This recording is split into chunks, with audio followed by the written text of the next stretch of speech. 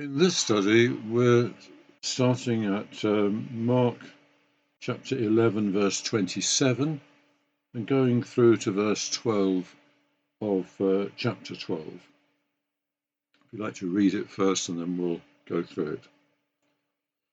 Remember that we're now in what I've called Act 3 of Mark, with Jesus in Jerusalem, quite openly and even aggressively staking his claim to be Messiah, although not precisely using that word. He was being open, but still using the kind of language that required interpretation by his listeners. So he was still not giving his enemies the kind of knockdown evidence that they felt they wanted if they were going to be able to take him to the Romans for execution. Verse 27.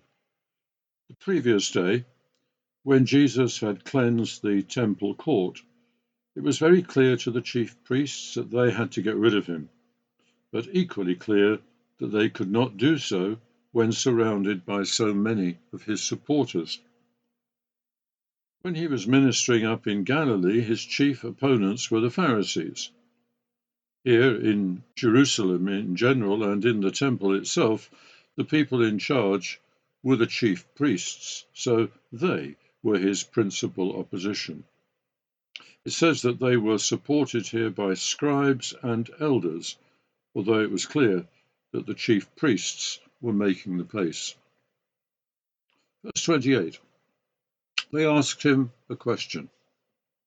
Mark does not say that it was an attacking question, so they might have been quite civil in their manner, although their intention was fairly clear. The previous day, Jesus had seriously offended them right there on their own patch, and they knew they needed to deal with him. But they needed to do it in a legal manner if they possibly could. So they put a question to him, hoping, no doubt, that his answer would incriminate him and would be usable as evidence against him. In the question, they asked him to state his authority for having done what he'd done. That was an obvious reference to the way he'd acted in the temple the day before. Verse 29. As we go through this week, we find repeated attempts like this to get Jesus to incriminate himself. And repeatedly, Jesus boxes so cleverly that they don't get the evidence they need. And this time he turns his response into a question addressed to the priests, promising to answer their question if they answer his. Verse 30. His counter question, quite simply, did John the Baptist minister with God's authority or merely on the basis of his own human ideas? 31 and 32. You need to remember that although Mark said back in chapter 1, verse 5, that the whole Judean countryside and all Jerusalem went out to John, you wouldn't have found many of the Jerusalem bigwigs out there with John. His movement was too dreadfully popular, simply not cool, and they wouldn't have wanted to be seen going to listen to John. But in the eyes of nearly all the rest of the people, John was very clearly a prophet sent from God. And as this conversation happened in the temple court, many of those people were around them, listening eagerly to what was said. So the chief priests found themselves in a cleft stick. If they said that John had worked with God's authority, they would have to defend their own coolness with respect to him. But if they said that his ministry had been based on purely human ideas, then they were afraid of the crowd around them, who had thought that John was a holy hero. Verse 33. So rather lamely, they said that they could not answer Jesus' question, and quite properly, Jesus declined, therefore, to answer theirs. But did he answer it?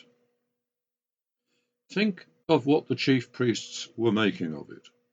They knew perfectly well that they'd not answered Jesus' questions. They were fighting against admitting that John's ministry had been from God. But in their own question to Jesus, they'd been hoping to get some evidence which would justify their own reluctance to see his ministry as of God. That was all of a piece with their attitude to John the Baptist. So they knew that Jesus had scored one over them, not just in the words of the conversation, but also in their inner attitude. But then think of what the crowd were thinking. They were in favor of Jesus, and not at all averse to seeing the chief priests getting one in the eye. So as far as they were concerned, the conversation confirms their attitude to Jesus and amounted to something of a celebration of it. Yes, Jesus did answer the chief priest's question, and everyone around there knew he had. Let's then go into the beginning of chapter 12. Verse 1. It seems that we are supposed to think that Jesus, the chief priests, and the crowd are all still there. So instead of responding to a question, Jesus takes the initiative and delivers a parable. He addresses it to them, it says. I suspect that means that it's a continuation of his conversation with the chief priests, but that he's more than a little interested that the crowd should hear it as well. A man planted a vineyard. That sounds like a well-known passage at the beginning of Isaiah chapter 5. In that passage, Isaiah is delivering a criticism of his own nation, saying that just as the Lord created the nation, that is, planted the vineyard, so he can change his mind and destroy the vineyard if it doesn't live up to expectation. So even as Jesus is beginning this parable, most of the people listening will assume that the vineyard in this parable is also a picture of their nation, and they'll not be surprised if the parable is quite critical of their nation. Well, this vineyard in the story is let out to tenants while the owner is far away. The Lord created, that is, the nation of Israel, but its leadership and administration are in the hands of various human beings, not directly in God's own hands. Verse 2. At harvest time. This will have been something like 4 years later. For the first years, the vines will be immature and will bear no fruit that's worth harvesting. Tenancy arrangement is clearly that the owner expects to take a share of the vineyard's produce by way of rental. So he sends a servant to collect his first year's share. Verse 3. But far from respecting this man as the owner's appointed agent, the tenants roughed him up, sent him away empty-handed. And in verses 4 and 5, we're told of other servants later sent for the rent, but each time the tenant's treatment of them got worse. Verse 6, there's no explanation in the story of why the owner did not then turn up himself, but you could suggest various possibilities. Anyway, his only option that he felt was to send his only son to do what the servants had not managed to do. By this time, the meaning of this parable is beginning to be a lot more clear. It's obvious that the owner is God, pretty obvious that the servants that he has sent are those prophets who through the Old Testament times had repeatedly called the nation to book. Jesus had said, Matthew 23, verse 31, that it was people like those he was addressing who had in previous generation even gone as far as killing the prophets.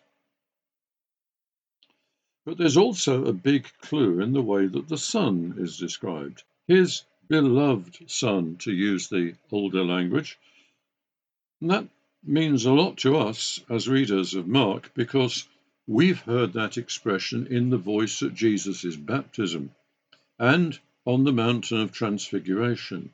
And it's already dawned on us that it means God's Son in the fullest possible sense. But the chief priests and the crowds will not have had the same chance that we've had to reach that conclusion. They will nonetheless assume that it denotes someone very special, perhaps even the one called Messiah. And many of the crowd have been coming to the conclusion that that means Jesus. Verses 7 and 8. The parable continues that instead of honouring the son's position, they decided to kill him, thinking that instead of just not having to send in their rent each year, they could actually seize the vineyard for themselves. Verse 9, the obvious conclusion is that the owner will at last take decisive action, take the vineyard away from the tenants and give it to new people. From our vantage point, it takes little imagination to see the chosen people status as taken away from the historical people of Israel and given to the people of Jesus, Jews and Gentiles alike. If any of the chief priests managed to catch any of that meaning, they will have been absolutely livid. But its meaning lay entirely in an interpretation of that little story, and there was nothing there that would stand up in court as hard and fast evidence. Jesus had outmaneuvered them again. Verses 10 and 11. We've already paid some attention to Psalm 118 during the triumphal entry, but now Jesus takes them to that same psalm, verses 22 and 23. The stone the builders rejected has become the capstone. The Lord has done this, and it is marvellous in our eyes. And this is really rubbing it in. The chief priests know that Jesus is presenting himself to them as the Son in the story, and now he's claiming that despite their rejecting him, their God is giving him the highest honour, if that psalm is genuinely relevant to him. And then verse 12, there was an inside and an outside to the chief priests. The inside was that they knew they'd been tangoed. That seemingly innocent story had been told against them. Jesus had won 2 rounds of a straight fight between them, and he'd made them look stupid in the eyes of the crowd which were all around them. So they knew that the number one urgency for them was to find a way in which they could arrest him, and then presumably a way in which they could make some sort of charge of blasphemy stick in a trial. The outside of them was that they did their best at not admitting anything in front of the crowd, but they knew that for the moment the crowd were in charge, and the chief priests had to make their exit with as much dignity as they could muster. Let's start the vineyard again. But let's start, in fact, a little bit back with the fig tree. Although it's a fig tree, not a vineyard, it's clear that Jesus is saying of it, it's not bearing fruit, so it's lost its place in God's purpose. For the fig tree itself, this was something of a miscarriage of justice, because it wasn't the right season for figs to be on the tree. It makes you think of your sympathy for the pigs and their owner in the story of Legion. But it still makes the right picture for the nation, For the nation there is no season of righteousness. God's purpose and God's demand are for righteousness all the year round. And the withered fig tree clearly pictures God's judgment on his chosen people who are not producing the right fruit. It pictures him withdrawing his sustaining support, which has kept them in their special place in the world. So Jesus had only just given that judgment in the hearing of his disciples. And in today's passage, he's addressing the chief priests and the crowds, and it's going to be the same message about the fate of the nation. The story then of the vineyard, the dramatis personae, the owner, namely God, the tenants, the leaders of the nation of Israel, the servants whom God sent to them, presumably the succession of prophets who came, as Jeremiah said, from the counsel of the Lord to his people to bring his word to them. There was then the son and heir, clearly picturing Jesus. The story, just like the list of characters, the storyline is a straightforward analogy to the history of Israel. It's a story in the tradition of Old Testament history writing, where the point of writing was to make a prophetic announcement of how God weighed up what had happened. And this storyline is that same sort of prophecy in a nutshell. The vineyard is there because the owner made it. Israel is there as the chosen people of God because God made it that way. This is not a nation which has made itself or put itself into a privileged position. That's God's doing. The people in charge of the vineyard are there directly because God has appointed them. In terms which remind us of Romans 13, we have here a view of national leadership where the leaders exercise authority which has been given them by God. It's almost as if authority is a commodity whose only source is God, and these leaders have therefore got theirs from him. The servants, sent periodically to the tenants, act as the owner's spokesman and are there to hold the tenants accountable to the owner. That is, the prophets, sent from time to time to the nation, have been God's spokesmen and occasionally spokeswomen. They have reminded the nation of their duty to God and refreshed the nation's ability to know what God's viewpoint is and what is their duty to him. The tenants then abused, beat, and even killed the servants. The nation's leaders did not, on the whole, welcome the voice of the prophets.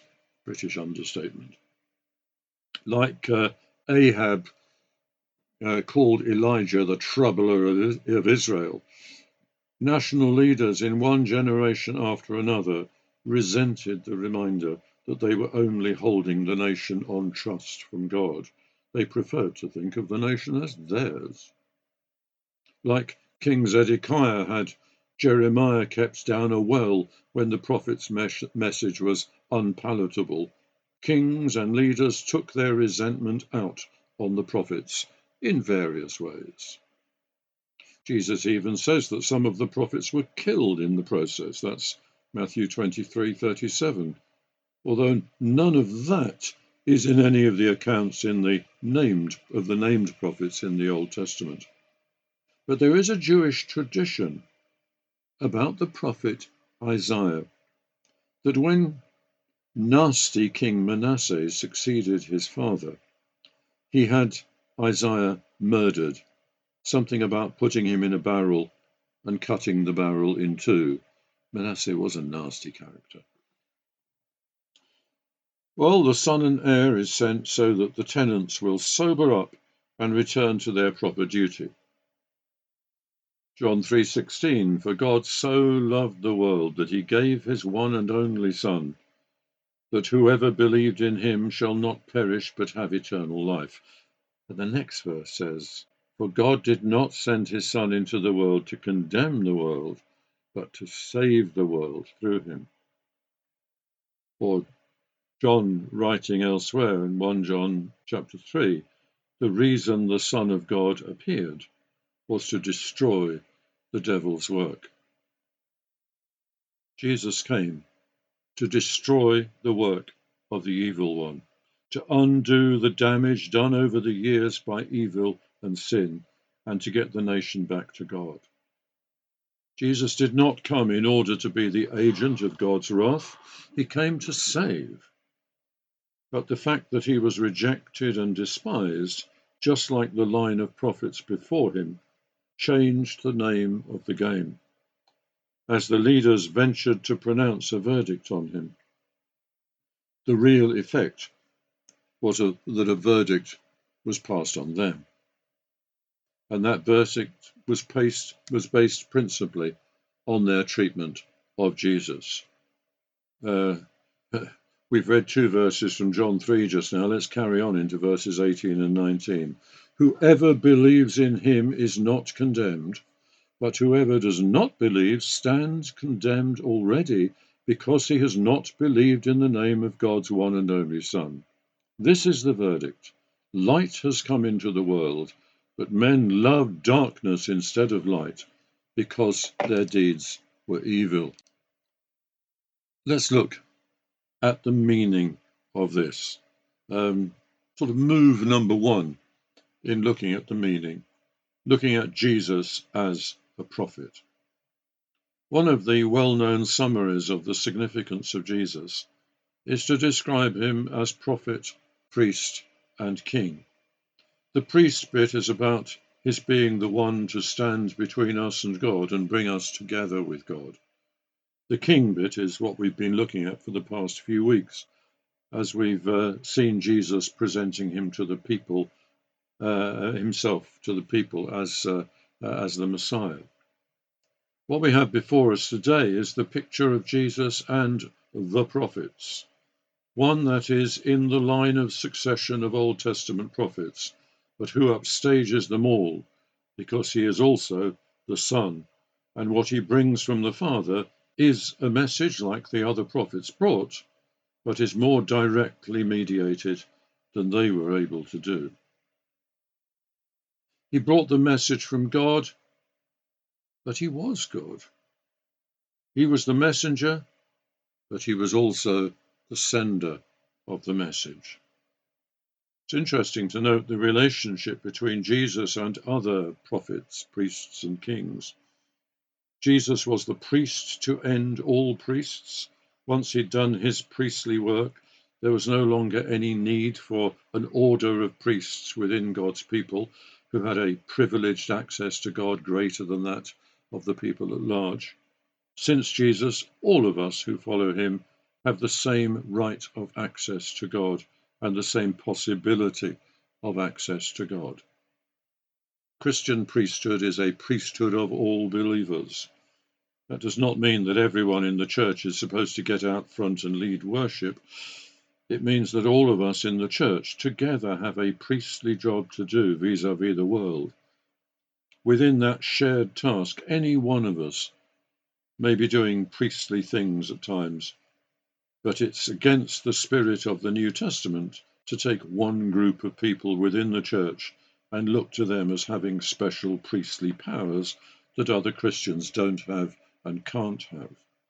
That, I believe, is only done by churches which have failed to take on board the main thrust of the New Testament. Sadly, church history suggests that's the vast bulk of the church through the ages, but that's another story. Jesus is also the king to end all kings. In the Old Testament, kings were only appointed when their predecessor died. By that reckoning, there cannot be a successor to Jesus as king, because Jesus is still alive and will always be so. That's why the angel announced to Mary that her son's kingdom would never end. It can't end, because he doesn't end. This king is the eternal Son of God. He can have no successor. In arithmetic, the successor of 1 is 2, the successor of 2 is 3, and so forth. In transfinite arithmetic, if you ever get to study that, the successor of omega, which is infinity, is as if to use omega, that is, as if it's a number, you then have the crazy result that omega plus 1 is still omega. Omega's successor is itself. Curiously, Jesus is the infinite, the eternal. If you insist that he has a successor, that successor is himself. He's someone you can't upstage. He's someone you can't put in the past. He's the king to end all kings. There's something kingly about all Christians, though. There's that phrase in Revelation 1:6 which describes the church either as a kingdom of priests or as kings and priests, depending on how you translate it. We have royal status, royal authority, royal responsibility to put ourselves out to reign, a sort of worldwide noblesse oblige. So what about prophet? Jesus was, in a way, the prophet to end all prophets, but you can't just say that unqualified, because the New Testament specifically looks for prophecy after Jesus. In what sense did Jesus end the line of prophets then? Well, in the sense that prophets in the Old Testament were the men of God sent, one or two to each generation, and occasionally none at all, to give the people a fresh knowledge of God's word to them, which they could not otherwise access for themselves. That's the crunch. If I ever act as a prophet today, when I'm taking you through a study, for instance, then I'm speaking to people who have the same access to the Word of God as I do, and who may therefore be expected to recognize it readily. That's quite different from the situation under the Old Covenant. Under the New Covenant, God's Spirit has been poured out on all flesh, and our sons and daughters are able to prophesy on a widespread scale. We're all able to stand in the counsel of God and hear what he has to say.